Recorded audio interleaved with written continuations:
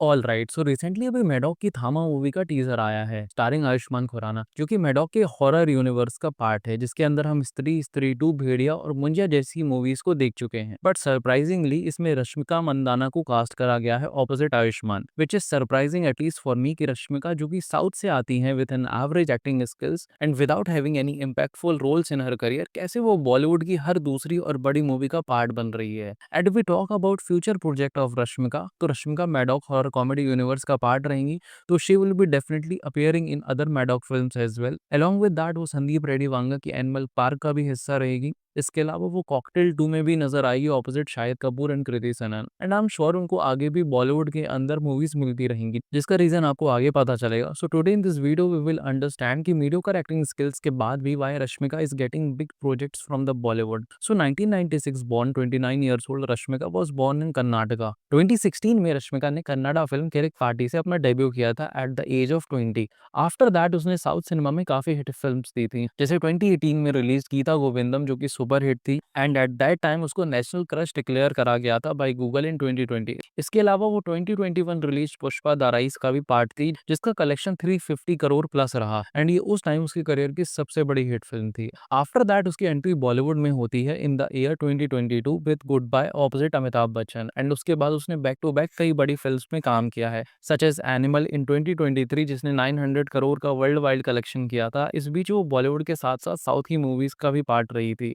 Same year Mission Majnu के opposite Sidharth Malhotra, and in the year 2025 वो विकी कौशल के अपोजिट कास्ट करी गई in Chhaava, and after that she appeared in Sikandar opposite Salman Khan, and now वो आयुष्मान खुराना के ऑपोजिट आएगी in Thama. Now we will talk about the characters जो कि रश्मिका ने अपनी बॉलीवुड जर्नी में प्ले करे हैं। सो रश्मिका के Bollywood roles mostly male centric films में ही रहे हैं, जहां हीरोइन सिर्फ सपोर्टिंग या फिर ग्लैम रोल करती हैं। स्टार्टिंग विद गुड बाय, जहां पर वो अमिताभ बच्चन की बेटी का रोल प्ले करती है, जो कि एक जेनरिक रोल था, जो कि कोई भी और एक्ट्रेस बहुत इजीली कर सकती थी। After that in Mission Majnu वो एक ब्लाइंड वाइफ का रोल प्ले करती है, again a decent character to play. इसके बाद एनिमल में वो रणवीर कपूर की वाइफ का रोल प्ले करती है, बट वी ऑल नो उसके कैरेक्टर पर कितने ज्यादा मीम बने थे, एंड उसके डिक्शन पर भी हैवी क्रिटिसिज्म हुआ था, and in my personal opinion she was not suited for this role. उनकी जगह अगर कोई और ये कैरेक्टर प्ले करता तो काफी सब्सटैंशियल लगता, and as we all know this movie was all about Ranbir and Bobby Deol, and in the end Kriti Dimri बहुत आराम से उसको ओवरशैडो कर जाती है।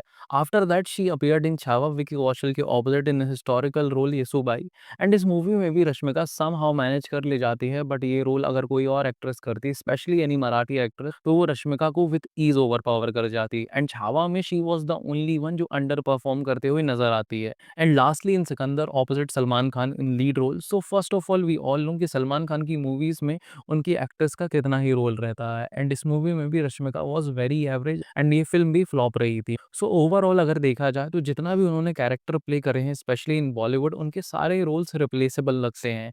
ऐसा कोई भी कैरेक्टर नहीं है जहां ये कहा जा सके कि ये कैरेक्टर रश्मिका के अलावा कोई और प्ले नहीं कर सकता था, and none of her roles were impactful. And ये सब देखने के बाद क्वेश्चन आता है कि कैसे रश्मिका हर बड़ी फिल्म का पार्ट बन रही है, एंड इसका आंसर बहुत सिंपल है। इसका सबसे बड़ा रीजन है बॉलीवुड का टैलेंट रॉट। बॉलीवुड में बढ़ती रश्मिका की हाइप का सबसे बड़ा रीजन है कि 2015 के बाद से बॉलीवुड में एक भी जेन्युइनली प्रॉमिसिंग न्यू कमर एक्ट्रेस नहीं आई है, जो कि एक अच्छी एक्ट्रेस हो, अलोंग विद दैट उसका अच्छा फैन बेस हो, एंड वो बैंकेबल हो। अब इसको थोड़ा और डिटेल में जानने की कोशिश करते हैं। 2016 से 2025 तक nearly 25 to 30 major female debuts हुए हैं, लेकिन मोस्टली सभी में एक्टिंग रेंज या फिर इम्पैक्ट की कमी रही है। अब इसका ब्रेक डाउन करते हैं। सबसे पहले नेपो वर्सेस नॉन नेपो का रेशियो देखते हैं। सो नियरली 40% नेपोज, जैसे कि जानवी, सारा, अनन्या, सुहाना, खुशी, पश्मीना, राशा, शनाया, इन सभी का इसी टाइम इंटरवल में डेब्यू हुआ है, जिनको हाइप और मल्टीपल चांसेस मिले हैं despite of their below average acting. वहीं अगर हम नॉन नेपोज यानी कि आउटसाइडर्स की बात करें तो इट इज़ नियरली 60%, जिसमें से कुछ प्रॉमिसिंग रही है such as Mrunal Tripti, Sanya Malhotra, Medha Shankar, Pratibha Ranta, Nitanshi Gaur and Sharvari बाग। इनको बिग बैनर्स जनरली कम ही मिले हैं, जिससे इनका ऑडियंस पुल भी इतना ज़्यादा नहीं रहा है। अलॉन्ग विद दैट ये गुजरते समय के साथ इनका फैन बेस इतना वास्ट नहीं हो पाया है, बिकॉज जो न्यू कमर्स हैं उनको इंडस्ट्री में एस्टैब्लिश होने और अपना फैन बेस बनाने में समय लगता है। But majority of the big films जो कि बड़े डायरेक्टर्स एंड प्रोड्यूसर्स ने बनाई है, उन उनका हिस्सा मोस्टली नेपो किड्स ही रहे हैं। And as we all know, as an outsider hit film देने और अपनी एक्टिंग टैलेंट को शोकेस करने के बाद भी अगले अच्छे ऑफर्स के लिए आपको सालों इंतजार करना पड़ता है। एंड इवेंचुअली ये एक्ट्रेसेस ओटीटी या फिर स्मॉल मीडियोकर फिल्म्स करने के लिए मजबूर हो जाती हैं, बिकॉज उनको सर्वाइव करने के साथ साथ रेलेवेंट भी रहना होता है। एंड फिर जैसे भी रोल्स आए, they have to accept it. And इस बीच ऐसी बहुत सारी एक्ट्रेसेस भी थी जो कि 1 और 2 मूवी वंडर बनकर रह गई थी एंड उनको बड़ी सक्सेस नहीं मिली, such as Kriti Kharbanda, Fatima Sana Shaikh, Radhika Madan and Mouni Roy. And अगर आप नोटिस करें तो आजकल जितने भी नए नेपो किड्स लॉन्च हो रहे हैं या इनका जो भी डेब्यू मूवी होता है, वो मोस्टली फ्लॉप ही रहता है। एंड कुछ नेपो किड्स 1 या 2 मूवी करने के बाद ही गायब हो जाते हैं, बिकॉज़ ना तो उनमें कोई पोटेंशियल होती है और ना ही टैलेंट। एंड इस टाइम पीरियड में कोई भी ऐसी एक्ट्रेस नहीं आई है जो कि अपने आप को एस्टैब्लिश कर पाई हो लंबे समय के लिए, क्योंकि करंट नेपो किड्स में वो एपेटाइट है ही नहीं एंड आउटसाइडर को मौका मिलते नहीं है, क्योंकि सारे बड़े प्रोजेक्ट्स तो नेपो किड्स को ही ऑफर करे जाते हैं। एंड लास्ट नाम जो नज़र आता है जिसने सारे पैरामीटर्स टिक करे हैं, such as acting, box office collection and audience poll, that is Shraddha Kapoor, जिनका डेब्यू बैक 2010 में हुआ था, जो कि करंटली 37 ईयर्स ओल्ड है।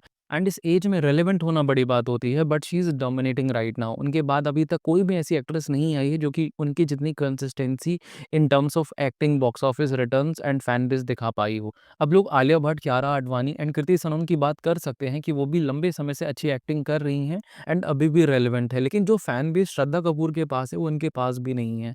एंड नो डाउट इसमें श्रद्धा की पीआर टीम का बहुत बड़ा हाथ है, बट इन टुडेज टाइम ऐसा कोई सेलेब नहीं है जिसकी पीआर टीम एक्टिव ना हो। एंड अलोंग विद दैट आप हर मूवी में आलिया, कृति, कियारा या श्रद्धा को कास्ट नहीं कर सकते हैं। Nepo kids already acting skills को लेकर सफ़र कर रहे हैं and matter of the fact उनको अच्छे से हिंदी बोलना भी नहीं आती है। एंड रही सही कसर उनके बोटॉक्स और फिलर्स पूरी कर देते हैं, जो कि सबसे पहले फेस की फ्रेशनेस और उसकी यूनिकनेस को ख़त्म कर देते हैं, जिससे इवेंचुअली ये सारी एक्ट्रेसेस एक सी ही दिखाई देती हैं एंड इनके बीच कोई भी डिफरेंशिएटर नहीं होता है जो कि इनको एक दूसरे से यूनिक बनाए। एंड इन कॉस्मेटिक प्रोसीजर्स के चक्कर में जो थोड़ा बहुत ये नेपो किड्स अपने इमोशंस को शोकेस करने की कोशिश करते हैं, वो भी इनसे नहीं हो पाती है, all thanks to their cosmetic procedures, जो कि उनके फेस को स्टिफ कर देते हैं। जिसका सबसे बड़ा एग्जांपल है हमारे पास भूमि पेडनेकर, उनकी एक्टिंग जैसे कि आपने रॉयल्स में देखी है। एंड जो प्रॉमिसिंग वंस हैं जैसे मृणाल, तृप्ति, सान्या, इनको उतनी पॉपुलैरिटी ना मिलने की वजह से ये ए लिस्ट एक्ट्रेसेस में कंसिडर ही नहीं करी जाती हैं, क्योंकि प्रोड्यूसर्स नेपो किड्स को ही प्रेफर करते हैं for their PR value, which clearly shows कि इस टाइम पीरियड में टैलेंट पूल कितना ज़्यादा वीक रहा है। एंड बॉलीवुड के इसी गैप को रश्मिका ने कैश इन करा है। And now we will talk about the things जो कि रश्मिका के फेवर में काम करती हैं। सो जो सबसे पहली चीज़ है उसकी, वो है उसकी पैन इंडिया अपील और साउथ सक्सेस का क्रॉसओवर। उसने साउथ में कई हिट फिल्म्स दी हैं, जैसे गीता गोविंदम जिसने उसको वर्ल्ड वाइड फेम दिलाया था। उसके बाद पुष्पा द राइज जहां ब्लॉकबस्टर रही, वहीं पुष्पा 2 ने 1000+ करोड़ का बिजनेस किया था।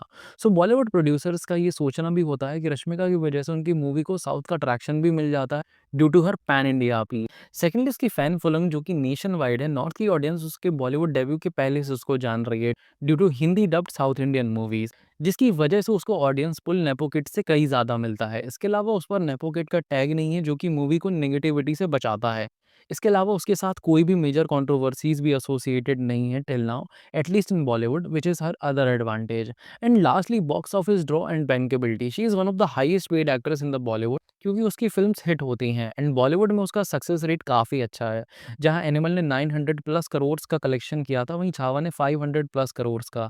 एंड प्रोड्यूसर भी टैलेंट से ज़्यादा फैन बेस देखते हैं, which include social media following, youth appeal and endorsements. But more और लेस वी ऑल नो कि रश्मिका की सारी फिल्म मेल सेंट्रिक रही हैं एंड इनकी सक्सेस का कारण इनके लीड एक्टर्स ही रहे हैं। This was the video regarding Rashmika Mandanna कि why I think she is an overrated actor और over hyped in Bollywood, and एक एवरेज एक्ट्रेस होते हुए भी उनको मल्टीपल बिग फिल्म्स कैसे मिल रही हैं। आपका क्या टेक है, कमेंट सेक्शन में ज़रूर बताइएगा। एंड अगर कोई डिटेल मिस हुई हो तो do tell us that too. बाकी this is it for this video. Video पसंद आया हो तो डू लाइक एंड शेयर। बाकी आपसे मिलते हैं नेक्स्ट वीडियो में। Till then take care of yourself and thank you so much for watching.